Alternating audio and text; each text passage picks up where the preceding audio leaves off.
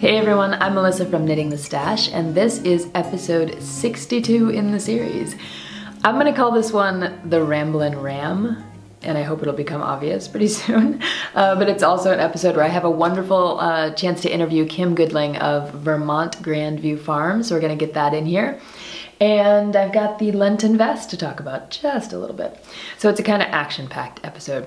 I'm coming to you from Urbana, Illinois, where I'm a professor at the university there. And we just survived our first week of classes. I had a little bit of a cold, so that was a little bit rough, especially at the end of summer. Like, who gets colds then? Oh my God. But classes were good. I have a lot of really nice students, and I'm kind of looking forward to this semester. I'm teaching lots of post-apocalyptic fiction and speculative fiction, so it's kind of like my jam. I'm pretty excited about it. So for those of you who are new, welcome. And this is a podcast about a lot of knitting, design, garment modification, and DIY kind of stuff. And a little bit of spinning in there. And if you're coming back, you know all that, and welcome back. It's lovely to see you and hear from you. I heard from so many of you after the last couple of episodes. It's just been wonderful, and I've been doing my best to get back to comments sooner and sooner and sooner than later. This semester puts a little bit of a crimp in my style, but I think I'll be able to get back to you quickly in the next couple of weeks, I hope. So let's jump right in with the Ramblin Ram, because this is quite a story, especially for those of you who know that we've just started keeping sheep starting in the middle of July, and we're pasturing my friend Kathy's sheep, about 7 of them, for about 4 months until the end of September. So we've had them a couple months now. It's been pretty regular. Like on the last episode I talked about a day in the life. You know, they need some water. They eat the grass, they ruminate, we clean up the pasture. You know, it's just been pretty chill. But the other day, I hear this commotion in the driveway. I go out there, and our neighbor, along the side of our property, there are a bunch of kind of smaller buildings, and one of our neighbors over there, named Kim, was kind of flagging me down over the fence. She's like, the dogs are barking. She's like, one of your sheep got out. And I thought, oh my God, like this is like my worst nightmare, right? I mean, Kathy's sheep, pasturing them, taking good care of them, and I'm like, oh no. She's like, yeah, the one with the horns. I was like, we don't have a sheep with horns.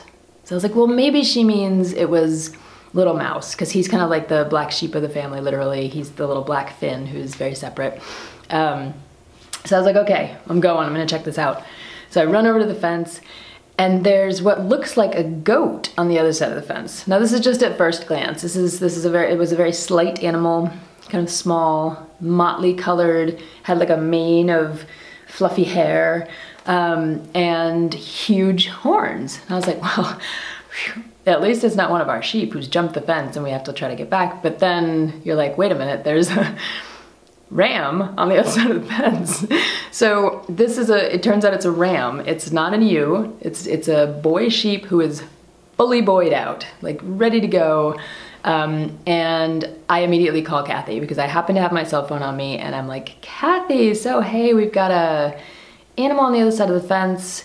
We're not really exactly sure what to do, but since you've been farming and dealing with animals and sheep and horses your whole life, like, any advice for us? She said, well, he's there because all of the Corriedale ewes that we're pasturing are in heat right now. Of course, right? They're in heat, which, if anybody, for those of you who don't keep sheep, and I've just learned this, if sheep are in heat, they sometimes walk right up to you and pee.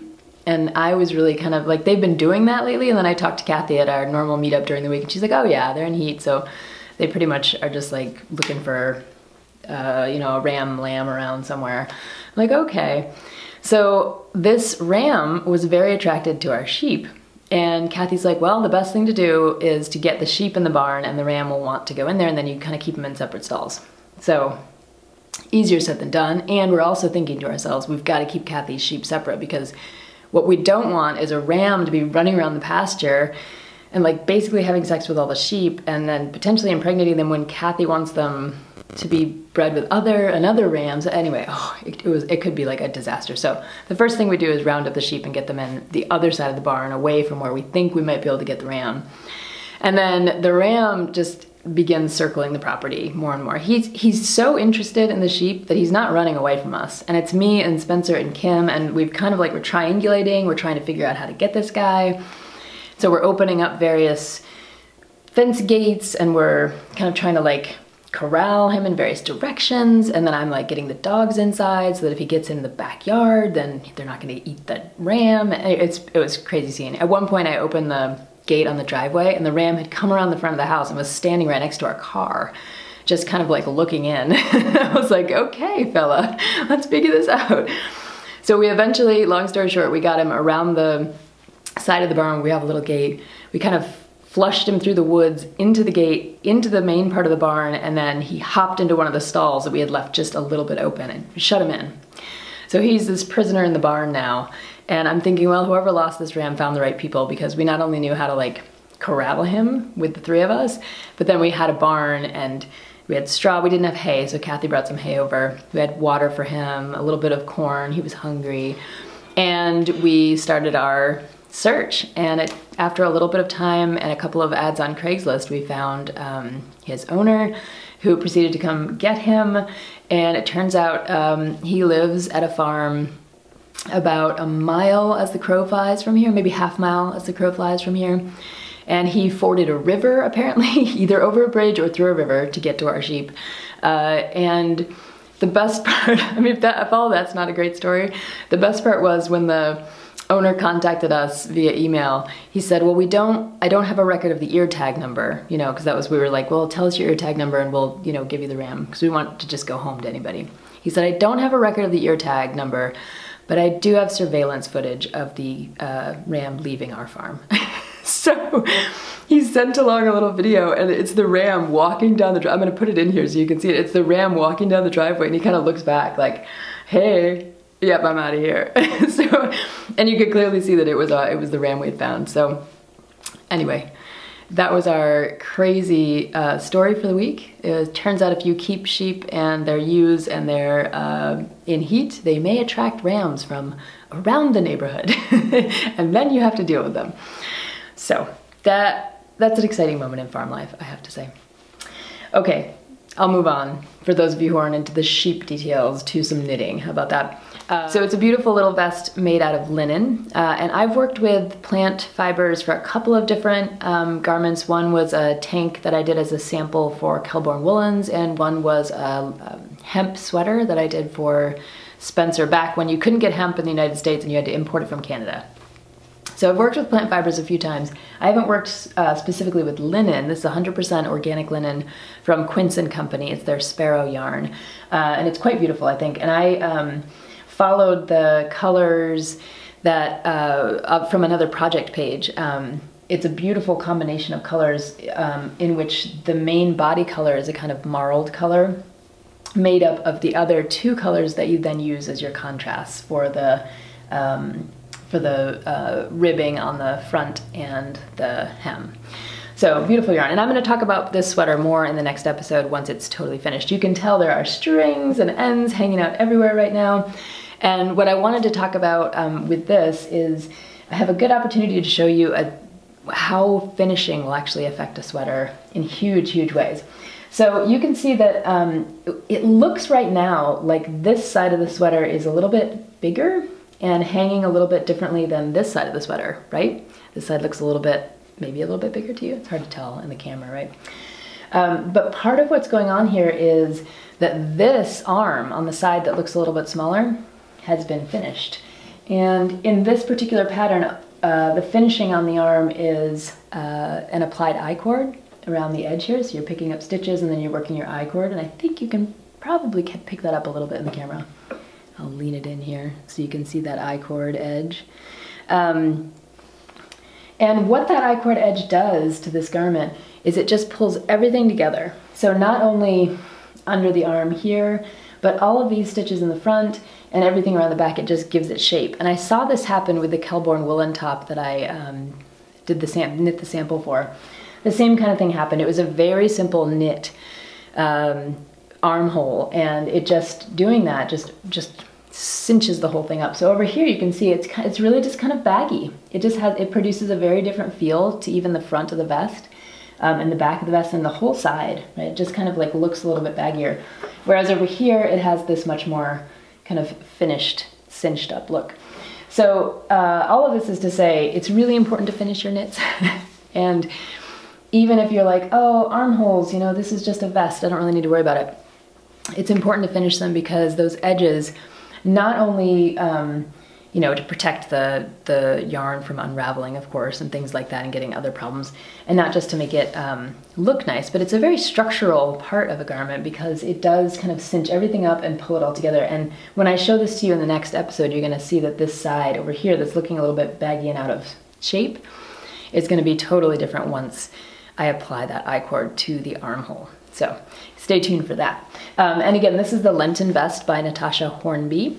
Beautiful little linen vest. And the other thing you're gonna notice is, in the next episode, is that I will have washed it and blocked it. And linen, along with a lot of other plant fibers, they're the kind of thing that soften over time. As you wash them, they'll kind of relax, stretch out a little bit. They're not elastic like wool.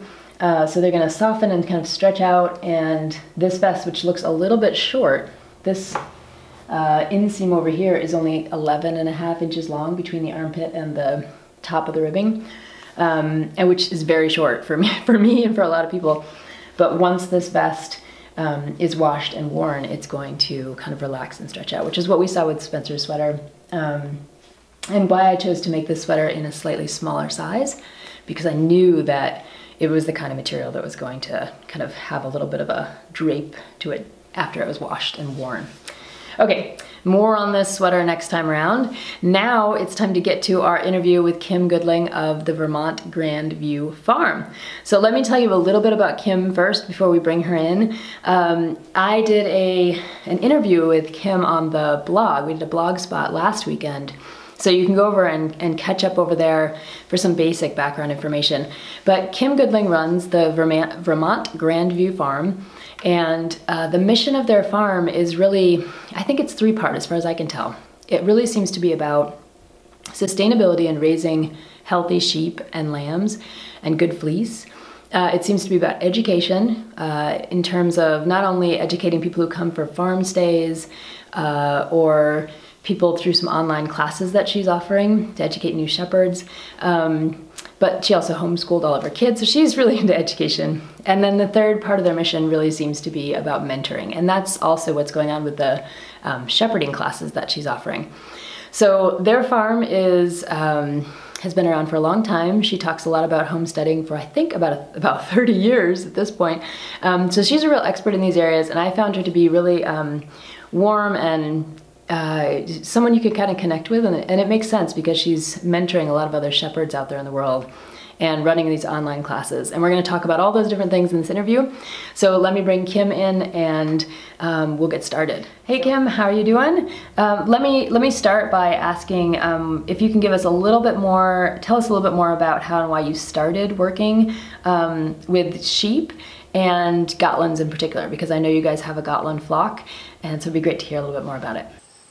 Hi Melissa, thanks for inviting me to join you today. It'll be fun to talk a little bit about our farm and to help your audience get to know us a little bit. I'm Kim Goodling, as you just said, of Vermont Grand View Farm, and my husband and I run a Gatlin sheep farm in the Green Mountain State, which is Vermont. We've owned sheep for about 15 years, but we first began with Romney sheep. And about 5 years ago, we switched breeds, and now we raise Gatlin sheep. Gatlin sheep kind of came to us because of a sort of midlife crisis that I was having. I was just entering into the empty nest syndrome, and I really needed something to focus on, something new, something different, kind of a new adventure.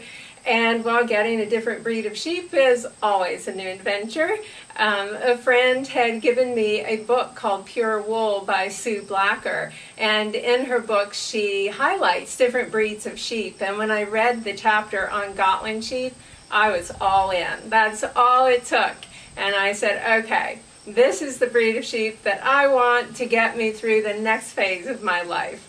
So we sold our Romney flock, and I ended up purchasing a small flock of Gatlins.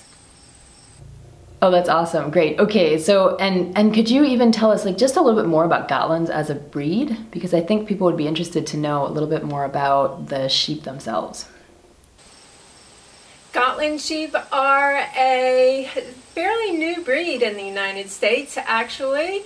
About 12 years ago, there were a group of sheep breeders who decided to bring this Swedish breed of sheep to the United States. And you're not allowed to import sheep, and so they began an upbreeding program. What that means is that you import 100% Gatlin semen, and then you artificially inseminate other ewes. So the ewes that are being inseminated are not Gatlin. So it kind of works like this. You take 100% Gatlin semen, you inseminate a 0% Gatlin sheep. So it could be like a border Leicester or blue-faced Leicester or Shetland or Icelandic. And their offspring are going to be 50% Gatlin from the sire, and then 50% of whatever that foundation ewe was, whether it was Shetland or Icelandic. So now you have a 50% Gatlin sheep. You artificially inseminate that one with 100% Gatlin semen, and her offspring are now going to be 75% Gatlin.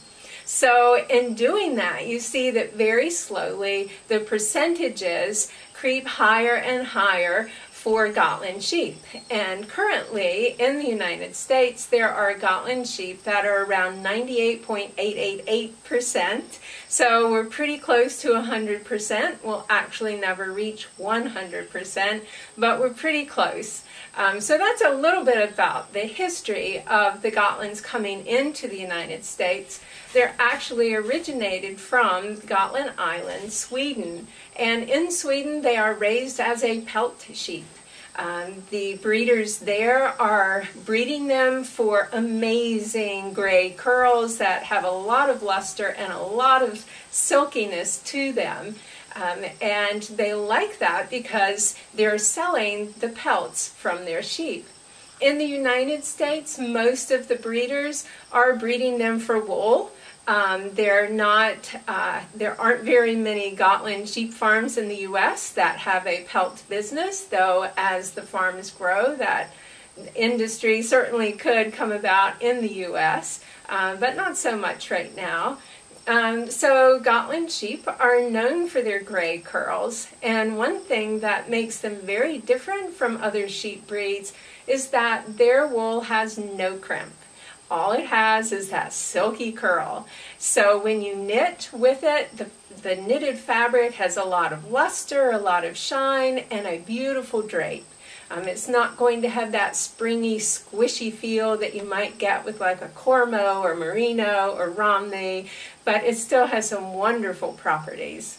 So, could you tell us a little bit about maybe like a day in the life of the farm? Like what would it be like how do all the pieces kind of go together? Because I know I'm looking at my list and you know, you guys have maple syrup and sheep and education and homeschooling and farm stays where people are visiting you. How does it all work? What's an average day look like? You know, every day on a farm is different. There are no 2 days in my life that are identical.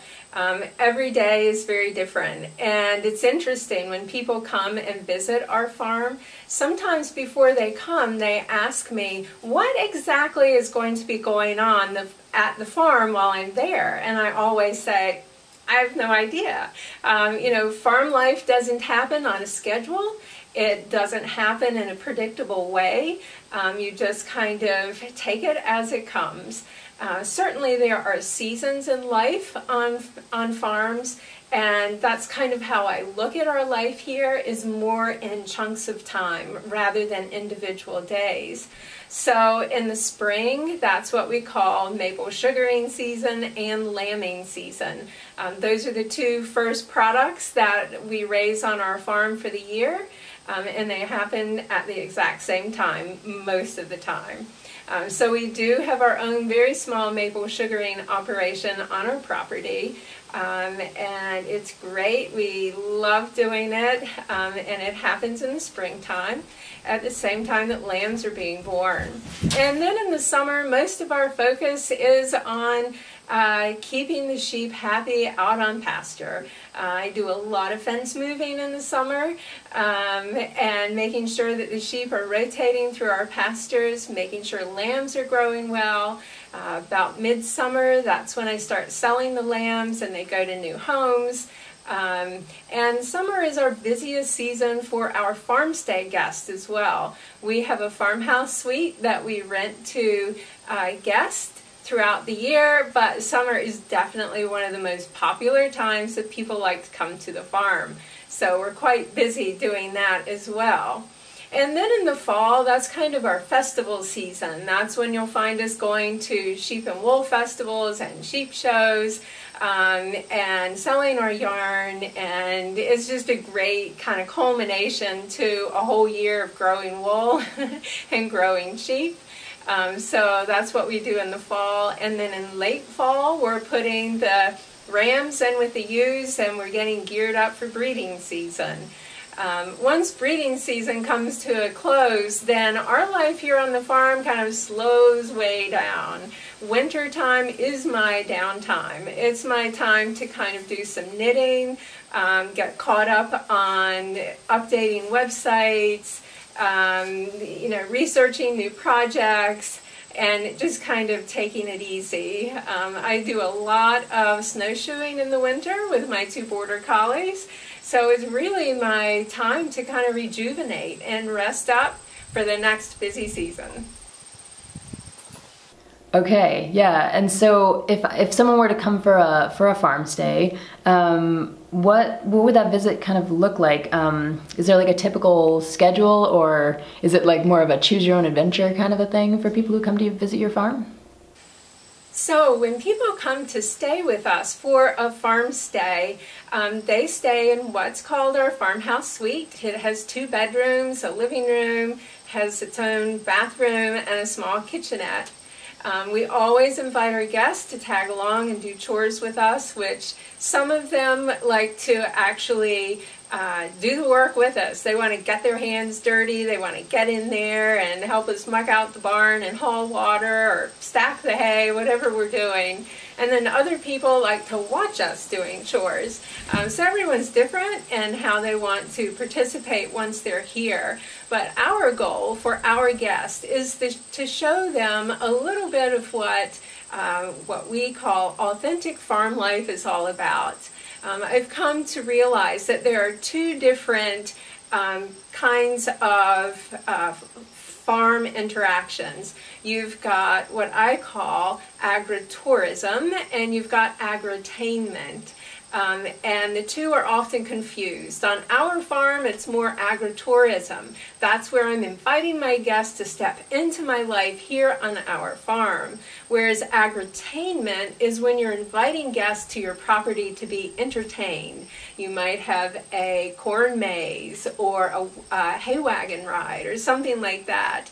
But on our farm, we're just a regular, authentic farm. So when you come and stay with us, you're just participating in everyday farm life, and that's usually what our guests are looking for when they come.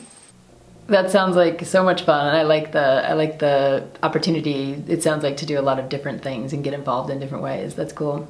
Okay, so can we switch over to talking about the online school that you're offering, some of those classes? So it seems like your online farm school grew out of the blog that you run, which is a really great resource, by the way, for anyone who's thinking about picking up shepherding in one way or another. So your online farm school kind of grew out of your blog and your in-person consultation work. What can folks expect when they sign up for one of your courses?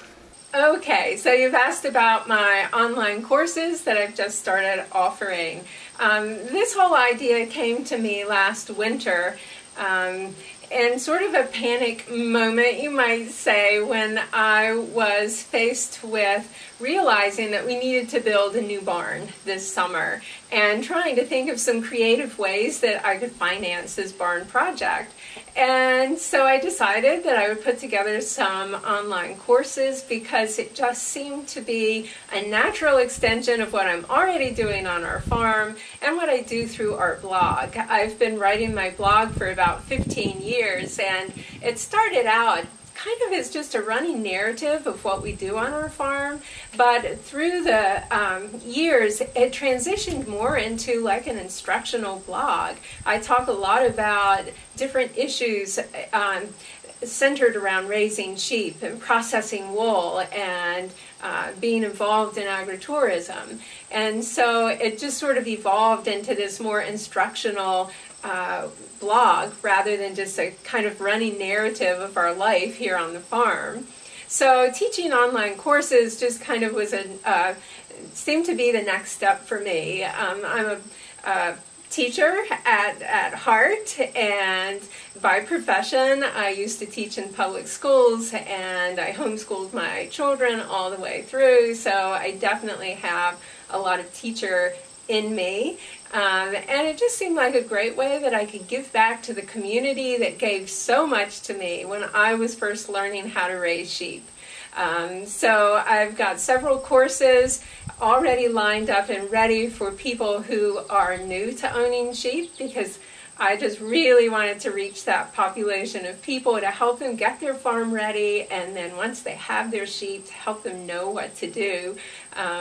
I also have a course that's all ready to go. It's going to launch in January, and it's going to be about marketing your farm and how to brand your farm and how to build a farm image and a niche so that you stand out among all the other farms. So I'm really excited about that. The other piece of it that sort of is a new piece is I'm building an online community for shepherds. And my vision of this online community is a place where shepherds, regardless of your experience, can come to share, to ask questions, and to learn from each other. That's great. And it's really, I think online education is such a great tool for a lot of people to be able to connect and be able to learn at a distance from folks. But it sounds like you also have some cool in-person stuff going on. But let's shift gears one more time. And I wanted to ask about the Felton Designs that are up on your website. And I'm going to put a few of the pictures up here so that folks can see what they look like. But can you tell us a little bit about your inspiration for those designs, and just a little bit more about the felted designing that you do with some of the Gatlin fiber and other fiber? Yes, you're right. I am a felter as well, though as of late I've not been able to focus as much time on it, but I'm looking forward to getting back into my studio this winter. My passion is to make hand-felted garments. That's what I like to do the most. And I get my inspiration from my surroundings and where I live and my sheep. In my garments, almost always you can find a couple little curls, if not a whole lot of curls, spread out through my work. And that's probably my trademark, if I have one, as a felter. But it's something that I really love to do, and I crave it, and I just look forward to the day when I can devote a little bit more time to it. Well, I have to say the felted designs are really, really beautiful. They're pretty striking, and I remember being very drawn to them when I first went and visited your website. Do you have any patterns available for them? And regardless of that, could you tell us a little bit about what other kinds of crafts maybe that Gatlin fiber would be good for or ideal for? No, I don't sell patterns for my felted garments. I just sell the garments themselves. But certainly, perhaps in the future I could do that. All of my garments, though, are custom made, so I've done some work for people who live all the way on the other side of the United States, and they send me measurements. We do some online consulting, and then I design the pattern based on their measurements and for them. So most of the work that I do is very custom. It's not really using a standard pattern. Gatlin wool is actually nice for a lot of things. Some of our Gatlin wool is sent to a local woman who's a weaver, and she weaves these gorgeous blankets for us. And the Gatlin wool is fantastic woven into blankets because it does have that silky drapiness that you like to see in a nice lap blanket. And I've also knit a lot with my Gatlin wool. I've knit everything from hats to sweaters to scarves. It's just a nice fiber to work with. One thing you notice when you do knit with it is after you wash your garment that you've knitted, it will develop a soft halo effect, and I think the halo helps to hold heat in. I will definitely say that my Gatlin wool cardigan is the warmest cardigan in my closet. Okay, cool. So if people are interested in having like one-of-a-kind, beautiful felted items, they can get in touch with you. That's good to know. So let's shift gears one more time since we're getting towards the end of the interview. And I'd love to know like what your hopes and dreams for the future are for Vermont Grandview Farm. What's coming up for you? I guess if I look ahead in the future of our farm, I would say that I could see ourselves making a lot more trips back to Sweden.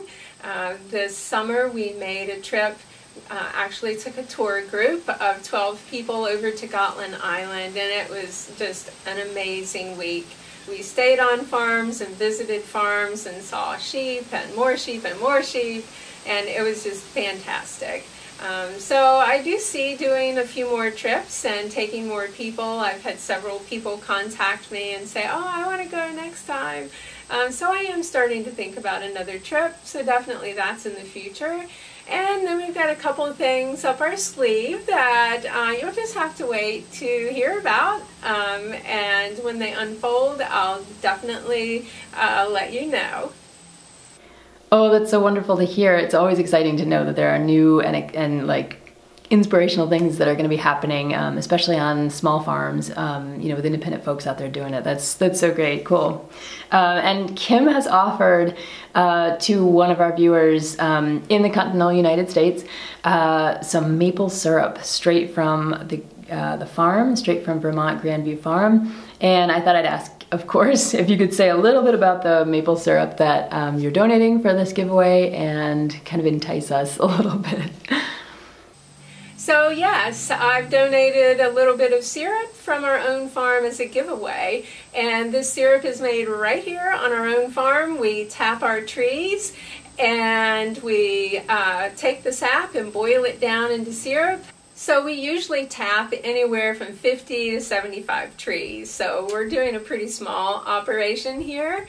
The sap runs in the maple trees in the spring when the outside temperatures are above freezing during the day, but they dip below freezing at night. And that change in temperature causes the sap to run.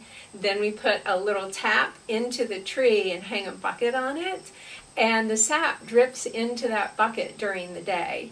Then in the evening, we'll collect the sap from all the buckets hanging on the trees. We put it in our evaporator, which is a wood-fired evaporator, and we boil it down. So it takes 40 gallons of sap to make 1 gallon of maple syrup. So you can see it's actually quite the labor of love. So yes, there are some people who aren't quite sure what to do with maple syrup, especially if they were not raised in an area where you can make it. And we use our syrup for just about everything, from baking to putting into tea and coffee and pouring over ice cream. That sounds great. I mean, we use our maple syrup for everything too, for baking a lot and as a sugar substitute, and then we just pretty much have like a little bottle of it in the fridge that we use on everything. So it sounds pretty delicious. So thank you, Kim, so much for this, taking the time out to do this interview with us and for telling us more about Vermont Grandview Farm and all of your work out there. For those of you who are interested in entering a giveaway for some of this delicious maple syrup, you can leave a comment here in the comments for this episode. Over on the blog, same deal, comments for this episode. We'll open up a Ravelry thread and So you can enter any of those ways to win this maple syrup. Remember, you have to be in the continental United States because of shipping costs. And I wish you all luck in winning that wonderful prize. So thank you again, Kim, for this great opportunity to talk to you. And thanks to everyone for tuning in today. I hope it was a fun and informative episode, a little different than what we usually do. We'll be back in a couple of weeks with some FOs and maybe some hat designs, which I've been working on. And a few other surprises, of course, as always. In the meantime, enjoy your knitting and your modifications, and I will see you all soon. Take care. Bye-bye.